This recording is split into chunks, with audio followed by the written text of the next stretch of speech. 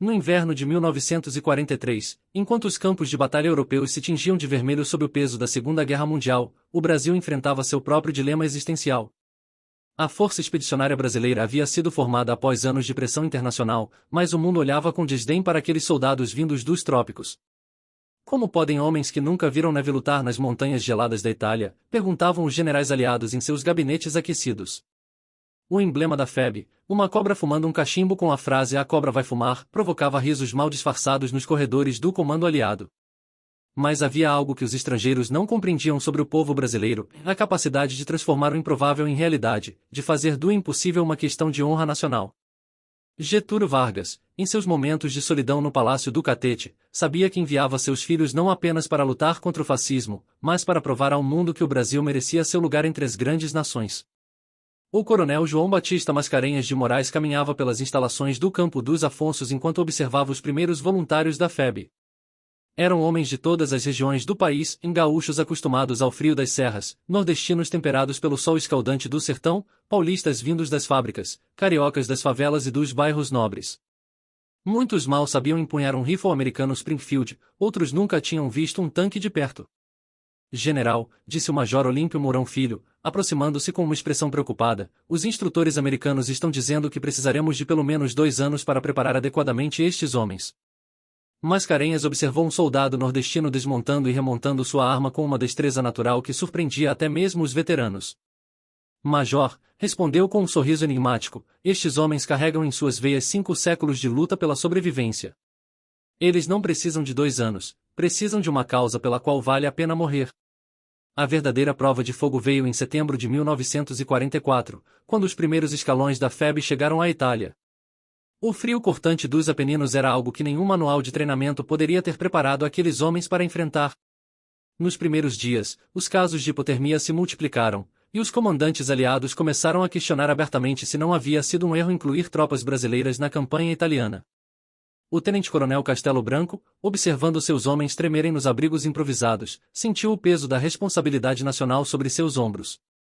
Mas foi neste momento de aparente fraqueza que começou a emergir a verdadeira força daqueles soldados.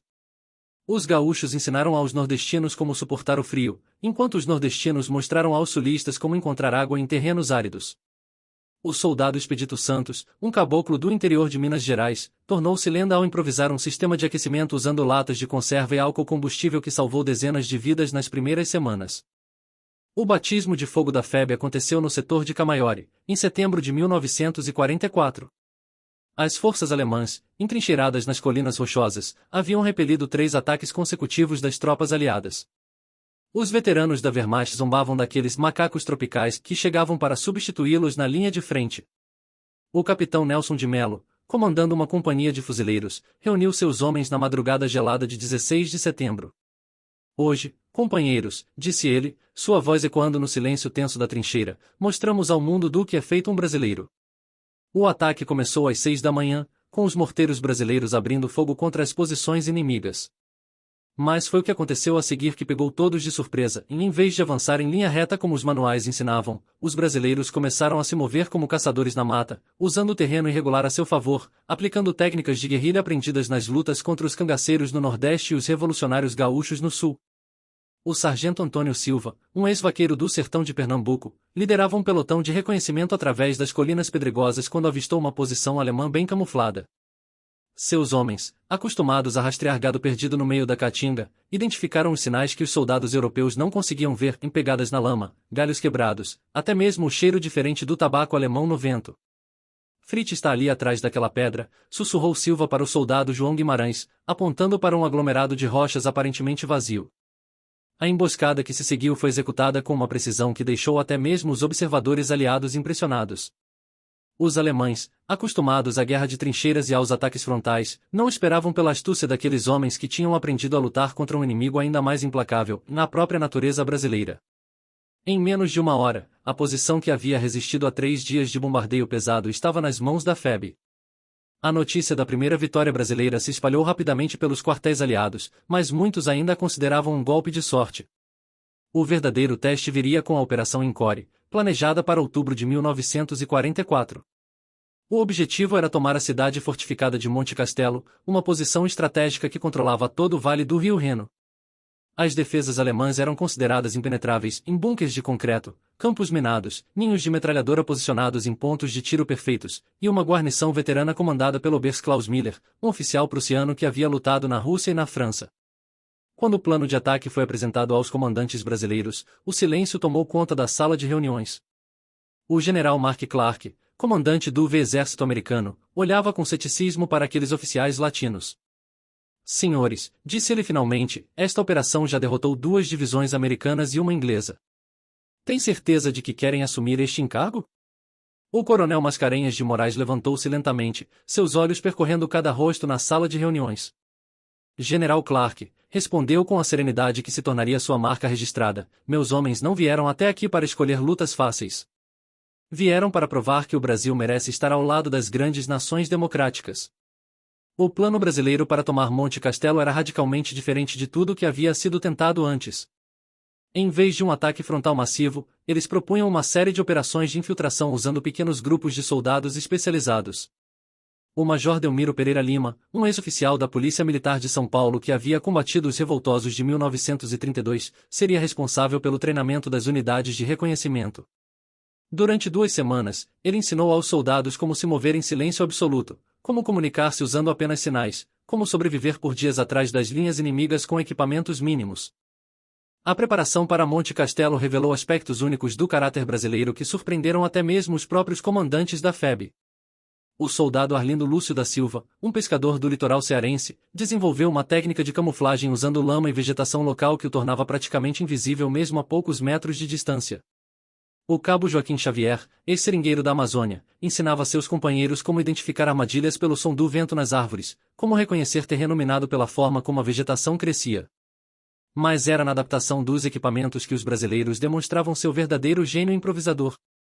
O sargento Paulo Gonçalves, um mecânico de Santos, modificou as metralhadoras americanas para funcionarem melhor no clima úmido italiano, criando um sistema de lubrificação usando ingredientes encontrados nas próprias trincheiras. As botas americanas, inadequadas para o terreno rochoso dos Apeninos, foram reforçadas com couro brasileiro trazido secretamente nas bagagens pessoais dos soldados. Na noite de 24 de outubro de 1944, as primeiras equipes de reconhecimento brasileiras se infiltraram nas defesas alemãs de Monte Castelo. O tenente Carlos Frederico de Mesquita, comandando uma patrulha de 12 homens, moveu-se através das linhas inimigas como uma sombra. Seus soldados, todos voluntários das regiões mais remotas do Brasil, utilizavam técnicas de caça e rastreamento que haviam aprendido ainda crianças. O soldado Benedito Ferreira, um índio terena do Mato Grosso do Sul, guiava o grupo usando estrelas e marcos naturais que apenas ele conseguia identificar na escuridão. Durante 3 noites consecutivas, essas patrulhas mapearam cada bunker, cada ninho de metralhadora, cada campo minado das defesas alemãs. O que descobriram mudaria completamente o curso da batalha, e existia uma falha na defesa alemã, um pequeno desfiladeiro na encosta norte da montanha que os engenheiros militares germânicos haviam considerado intransponível. O Oberst Klaus Miller caminhava pelas trincheiras alemãs em Monte Castelo com a confiança de um soldado veterano. Suas defesas haviam resistido a 3 ataques de força total, e ele acreditava firmemente que nenhum exército no mundo poderia tomar sua posição. Estes brasileiros, disse ele ao seu adjunto, Hauptmann Friedrich Weber, são apenas mais uma unidade colonial que os americanos enviaram para morrer no lugar de seus próprios soldados. Miller não podia imaginar que, naquele exato momento, 50 metros abaixo de sua posição, o soldado Expedito Santos rastejava através do desfiladeiro impossível, carregando explosivos suficiente para abrir uma brecha nas defesas principais. A operação brasileira era de uma audácia que beirava a loucura, e enquanto um ataque de diversão chamava a atenção alemã para a encosta sul, grupos especiais de demolição se infiltrariam pelo norte para destruir os bunkers principais por dentro. O ataque principal começou às 4 horas da madrugada de 29 de outubro, sob uma chuva fina que tornava o terreno ainda mais traiçoeiro. O capitão Nelson de Mello liderava a investida frontal, sabendo que sua missão era atrair o fogo inimigo para longe dos grupos de infiltração. Por todos os brasileiros que já morreram por esta terra, gritou ele, saltando da trincheira com sua pistola automática na mão. Seus homens o seguiram com um grito de guerra que ecoou por todo o vale, um som selvagem que misturava o berro dos vaqueiros nordestinos com o grito de guerra dos gaúchos, o uivar dos mateiros amazônicos com o brado dos bandeirantes paulistas. As metralhadoras alemãs abriram fogo imediatamente, criando uma cortina de morte que ceifou os primeiros soldados brasileiros. Mas para cada homem que caía, 2 outros avançavam, protegendo-se atrás das rochas, movendo-se com uma determinação que impressionava até mesmo os defensores. Enquanto isso, nas profundezas do Desfiladeiro Norte, o soldado Expedito Santos e sua equipe de demolição enfrentavam o maior desafio de suas vidas. O caminho era tão estreito que precisavam se mover um por vez, carregando explosivos que poderiam detonar ao menor impacto.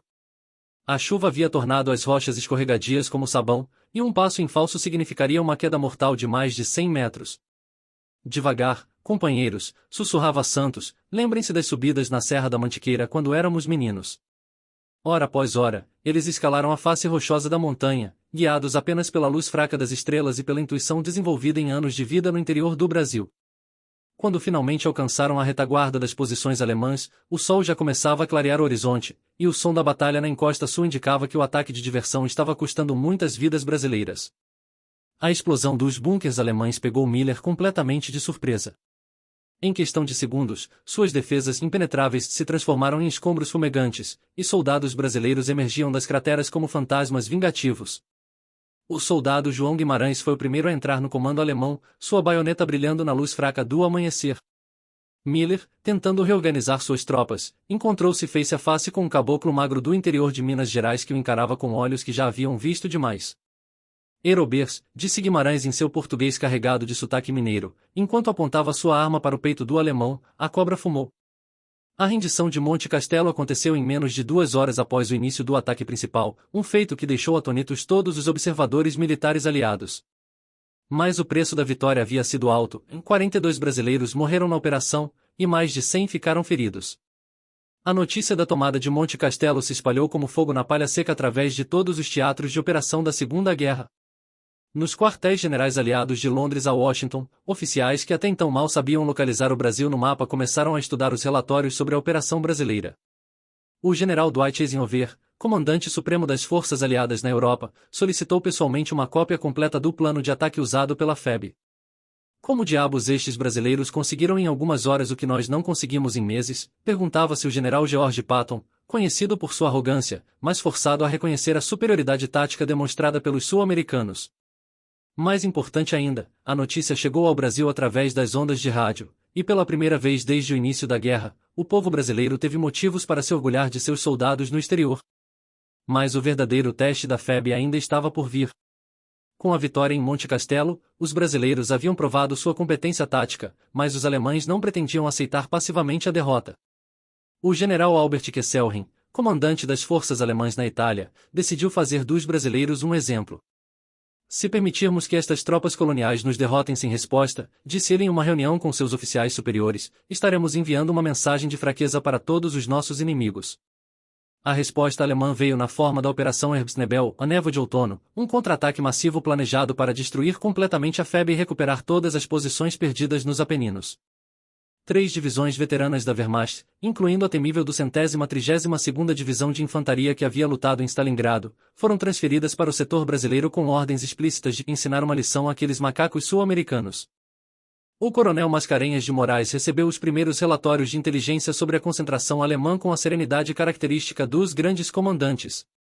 Reunindo seus oficiais superiores em seu quartel-general improvisado numa vila italiana bombardeada, ele espalhou os mapas sobre uma mesa de madeira rachada pela explosão. Senhores, disse ele, olhando cada oficial nos olhos, os alemães querem nos ensinar uma lição. Sugiro que sejamos nós a dar uma aula de estratégia militar brasileira. O plano que emergiu daquela reunião era de uma ousadia que faria inveja aos grandes generais da história. Em vez de se entrincheirar e esperar o ataque inimigo, a FEB tomaria a iniciativa, usando sua mobilidade e conhecimento do terreno para atacar as forças alemãs antes que elas pudessem se organizar completamente. Era uma aposta arriscada que poderia resultar na destruição total da força expedicionária brasileira, mas Mascarenhas conhecia seus homens e eles prefeririam morrer lutando a viver com a desonra da derrota. A preparação para enfrentar o contra-ataque alemão revelou mais uma vez a capacidade de improviso dos brasileiros.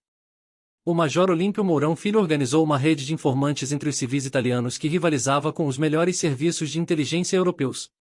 Camponeses, padres, até mesmo crianças italianas passaram a colaborar com os brasileiros, fornecendo informações preciosas sobre os movimentos das tropas alemãs. O soldado Antônio Silva, que havia se tornado especialista em reconhecimento, desenvolveu um sistema de comunicação usando sinais de fumaça e espelhos que permitia transmitir mensagens através das montanhas mais rapidamente que os rádios militares. Mais importante ainda, os brasileiros começaram a aplicar em larga escala as técnicas de guerra não convencional que haviam aprendido em sua própria história, em emboscadas surpresa, ataques noturnos, sabotagem de linhas de suprimento, tudo executado com uma criatividade que desconcertava completamente os alemães. Na madrugada de 15 de novembro de 1944, ironicamente no dia da proclamação da República, teve início a maior batalha envolvendo forças brasileiras desde a Guerra do Paraguai. A Operação Herbstnebel alemã começou com um bombardeio de artilharia que durou 3 horas, seguido pelo avanço de mais de 15.000 soldados veteranos da Wehrmacht. Mas quando os alemães chegaram às posições que esperavam encontrar ocupadas pelos brasileiros, descobriram apenas trincheiras vazias e armadilhas explosivas. A FEB havia desaparecido durante a noite, como fantasmas da mata. Onde estão os brasileiros? Perguntavam-se os comandantes alemães, sem saber que naquele exato momento estavam sendo observados por centenas de pares de olhos brasileiros escondidos nas rochas, nas árvores, em cavernas naturais que apenas homens acostumados ao sertão poderiam ter encontrado. O contra-ataque brasileiro começou quando os alemães menos esperavam. O capitão Nelson de Mello, comandando uma força de 300 homens, emergiu das florestas como um jaguar atacando sua presa, cortando as linhas de comunicação alemãs e isolando as unidades avançadas. Simultaneamente, o soldado Expedito Santos liderava uma operação de sabotagem que destruiu 3 depósitos de munição alemães, criando explosões que foram ouvidas a quilômetros de distância. Mas o golpe mais espetacular foi desferido pelo sargento Paulo Gonçalves, que havia conseguido capturar um rádio alemão e, imitando perfeitamente o sotaque bávaro, enviou ordens falsas que levaram 2 companhias inimigas a atacarem suas próprias posições. O caos que se seguiu foi indescritível, em soldados alemães atirando uns nos outros na confusão, oficiais tentando desesperadamente restabelecer as comunicações, unidades inteiras perdendo-se nas montanhas enquanto perseguiam brasileiros que pareciam se materializar e desaparecer como miragens. O momento decisivo da batalha chegou quando o general alemão Joachim Lemelsen, comandante do 14º Corpo Panzer, decidiu pessoalmente liderar um ataque final contra o que acreditava ser a última posição brasileira. Com mais de 2.000 homens e apoio de tanques, ele avançou contra uma crista rochosa onde tremulava a bandeira brasileira. "Vamos acabar com esta farsa de uma vez por todas", gritou ele para seus soldados, ignorando os conselhos de prudência de seus subordinados. O que Lemelsen não sabia é que estava caminhando diretamente para a maior emboscada da história militar brasileira. O coronel Mascarenhas de Moraes havia concentrado toda a FEB naquela posição, usando o terreno acidentado para esconder mais de 3.000 soldados brasileiros armados com bazucas, morteiros e metralhadoras capturadas dos próprios alemães. Quando os invasores chegaram ao alcance ideal, uma única palavra ecoou pelas rochas: Brasil. A batalha que se seguiu foi de uma ferocidade que marcaria para sempre a memória de todos os participantes. Os brasileiros, lutando em terreno escolhido por eles mesmos, demonstraram uma determinação que raiava o sobrenatural. O soldado João Guimarães, ferido no ombro por estilhaços de granada, continuou atirando com a mão esquerda até que sua munição se esgotou, então partiu para o combate corpo a corpo com sua baioneta. O cabo Joaquim Xavier, rodeado por soldados alemães, detonou manualmente uma carga de dinamite que levou consigo 6 inimigos, gritando "Viva o Brasil!" até o último segundo de sua vida. Mas foi o soldado Benedito Ferreira, o índio Terena, quem protagonizou o momento mais épico da batalha. Sozinho contra um tanque alemão, ele escalou o veículo blindado, forçou a escotilha e eliminou a tripulação inteira com granadas de mão, salvando centenas de vidas brasileiras. Quando o sol se pôs sobre os Apeninos naquele 15 de novembro, o campo de batalha estava coberto de uniformes cinzentos. A Operação Herbstnebel havia se transformado num desastre completo para os alemães, em mais de 4.000 soldados mortos ou feridos, equipamentos no valor de milhões de marcos destruídos, e 3 generais capturados pelas forças brasileiras. O general Lemelsen, encontrado ferido entre os destroços de seu comando, foi trazido à presença de Mascarenhas de Moraes numa maca improvisada. "Como conseguiram?", perguntou o alemão, olhando com incredulidade para aquele oficial brasileiro de aparência modesta. Mascarenhas, limpando cuidadosamente seus óculos sujos de pólvora, respondeu com um sorriso cansado: "Em general, o senhor subestimou que 5 séculos de luta pela sobrevivência podem ensinar a um povo. A derrota alemã nos Apeninos enviou ondas de choque através de toda a máquina militar nazista, e pela primeira vez na guerra, tropas alemãs veteranas haviam sido completamente derrotadas por uma força considerada inferior." A notícia da vitória brasileira chegou ao Brasil através de ondas de rádio que cruzaram o Atlântico carregadas de orgulho e emoção. Nas ruas do Rio de Janeiro, multidões se reuniam espontaneamente para cantar o hino nacional e gritar: "A cobra fumou!" Em São Paulo, as sirenes das fábricas tocaram ininterruptamente por 1 hora, enquanto operários brasileiros e imigrantes italianos choravam juntos de alegria. No Nordeste, repentistas improvisavam versos sobre os heróis de Monte Castelo, e no Sul, gaúchos organizavam rodeios em homenagem aos seus meninos que estavam longe de casa. Mas foi no sertão de Minas Gerais, na pequena cidade natal de Expedito Santos, que a celebração teve um significado mais profundo. Pela primeira vez na história, aqueles homens esquecidos do interior do Brasil haviam se tornado heróis nacionais, provando que coragem e determinação não conhecem fronteiras geográficas ou sociais. O impacto da campanha brasileira na Itália transcendeu amplamente os aspectos militares. Nos Estados Unidos, jornais que até então mal mencionavam a participação brasileira na guerra passaram a dedicar páginas inteiras aos milagres militares da FEB. A revista Time colocou Mascarenhas de Moraes na capa, com a manchete The Smoking Snake in How Brazil Changed the War, a cobra fumante, como o Brasil mudou a guerra. Na Inglaterra, o próprio Winston Churchill, conhecido por suas opiniões pouco diplomáticas sobre nações latino-americanas, declarou publicamente que os brasileiros provaram possuir o mesmo espírito indomável que fez da Grã-Bretanha uma grande nação. Mas foi na própria Itália que o reconhecimento teve seu aspecto mais tocante, e as populações liberadas pelos brasileiros começaram a chamar aqueles soldados de os Anjos do Brasil, e até hoje existem vilas nos Apeninos onde se encontram ruas com nomes brasileiros e monumentos dedicados à FEB. Com o fim da Segunda Guerra Mundial em maio de 1945, os veteranos da FEB começaram a retornar ao Brasil transformados para sempre por sua experiência no exterior. O soldado Expedito Santos, agora Sargento Santos, voltou para sua cidadezinha em Minas Gerais carregando não apenas medalhas militares, mas também a consciência de que havia ajudado a mudar a percepção mundial sobre seu país. O ex-pescador Arlindo Lúcio da Silva retornou ao Ceará com histórias que seriam contadas e recontadas nas rodas de conversa da praia por décadas. Muitos desses homens nunca mais falaram detalhadamente sobre a guerra, mas todos carregavam nos olhos uma confiança nova, a certeza de que haviam provado algo importante não apenas para o mundo, mas para eles mesmos. O Brasil que eles encontraram na volta era ainda o mesmo país de contrastes e desafios, mas agora era também uma nação que havia conquistado respeito internacional através do valor de seus filhos.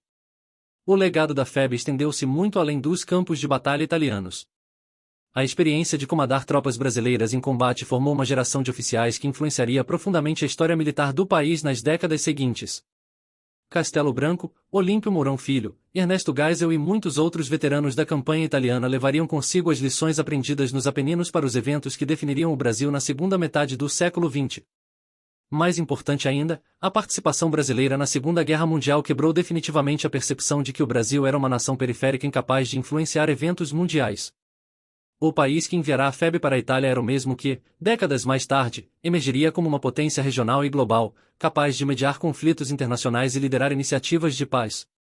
Décadas após o fim da guerra, historiadores militares ainda estudam a campanha brasileira na Itália como um exemplo clássico de como forças menores podem derrotar inimigos superiores através de táticas inovadoras, alta moral e profundo conhecimento do terreno.